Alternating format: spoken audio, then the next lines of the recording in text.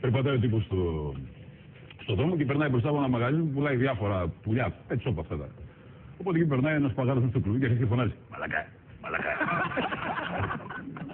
Σταματάει αυτός και κοιτάνε μαλακά, μαλακά. Πανικοφάνει το τύπος και φεύγει. Πάει στη γωνία, βγάζει το κεφάλι. Τι κοιτάνε μαλακά. Τι μαρτώνει πάνω στο δρόμο. Ο χαρακτήρας του παγάδου δεν υπάρχει. Κατά που λένε αυτό. Πάει στο σπίτι, φοράει ένα ζευγάρι γυαλιά, φοράει και ένα καπελάκι. Σκύβει και δεν κοιτάει. Τα αρέσει το μαλάκα με τα γυαλιά. Μου γυρίζει το ανεβαίνει πάνω, φοράει και μια περούκα, μια ρόμπα. Το καρναβάλι μαλάκα. Έχει γίνει έξαλλος.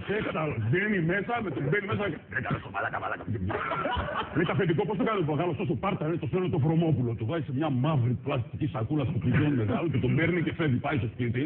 Κλείνει την πόρτα και αρχίζει έτσι πως ήταν βέους, ένα τείχο βέους, τον άλλο τείχο κάτω, χτύπησε 10 λεπτά, τον ποπανός αριστερά δεξιά, τον έστρωσε στον Παπαγάλο, τον ανοίγει, δίνει τον Παπαγάλο στη αλλού το οροφείο, αλλού το φτερό κτλ. Πω, 10 λεπτά σεισμός, μόνο εγώ και ο μαλάκας ζήσαμε.